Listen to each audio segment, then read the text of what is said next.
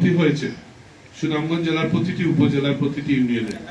তা আমি প্রথমেই আমাদের মাননীয় প্রধানমন্ত্রীকে ধন্যবাদ জানাচ্ছি।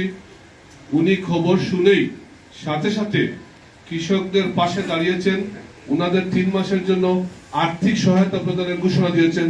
এর জন্য আমরা সুনামগঞ্জ জেলাবাসীর পক্ষ থেকে মাননীয় প্রধানমন্ত্রীকে ধন্যবাদ জানাচ্ছি। সাথে সাথে আজকে আপনাদেরকে ধন্যবাদ জানাচ্ছি। আজকে মাঠ পর্যায়ে এসে আমাদের কৃষকদের কি পরিমাণ ক্ষতি হয়েছে, তাদেরকে কিভাবে সহায়তা করা যায়, তাদের পাশে কিভাবে দাঁড়ানো যায়, তাদেরকে কিভাবে বাঁচিয়ে রাখা যায়, তার জন্য আজকে আপনারা কষ্ট করে সুনামগঞ্জ এসেছেন। এর জন্য আমরা সুনামগঞ্জবাসীর পক্ষ থেকে আপনাদেরকে কৃতজ্ঞতা জানাচ্ছি। আসলে অনেক বক্তব্য রেখেছেন, আসলে সঠিক চিত্র এখানে ফুটে উঠে নাই।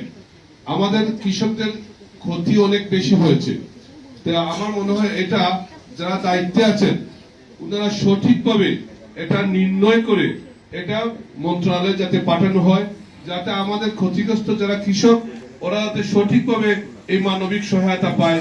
এটা আমি সর্বপ্রথম বেশি গুরুত্ব দিচ্ছি, যে যে দায়িত্বে যারা আছেন ওনারা সঠিকভাবে ক্ষতিগ্রস্ত কৃষকের পরিমাণ নির্ধারণ করবেন।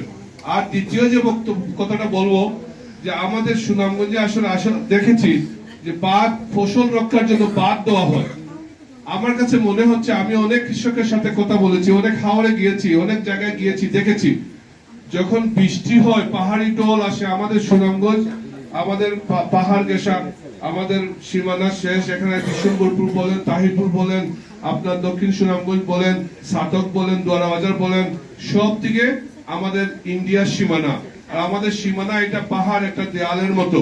তো এখানে যখন প্রবল বৃষ্টি হয় তখন আমাদের বাড়ি বৃষ্টিতে আমাদের এলাকায় বন্যা হয়ে যায়।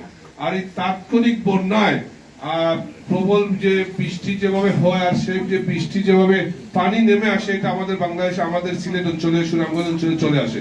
তাই এটা আমাদের সবচেয়ে বেশি ক্ষতি হয়। জন্য আমার মনে হয় যে ফসল রক্ষার জন্য যে বাঁধ দেওয়া হয় সেই বাঁধটা পরিকল্পিত হয় না। আমার মনে হয় আগামী দিনে ফসল রক্ষার জন্য, কৃষকদের রক্ষার জন্য, কৃষকদের পাশে দাঁড়ানোর জন্য আমরা সঠিকভাবে বাঁধ নির্মাণ প্রয়োজন। এবং এই বাঁধ যেটা স্থায়ীভাবে, এটা কিভাবে নির্ধারণ করা যায়, স্থায়ীভাবে কিভাবে নির্মাণ করা যায়, চুইস গেট কিভাবে দেওয়া যায়। চুইস গেট যদি দেওয়া যায় তাহলে আমার মনে হয় এই সমস্যা থেকে সুনামগঞ্জবাসী উপকৃত হবে। কারণ পানি যখন আসে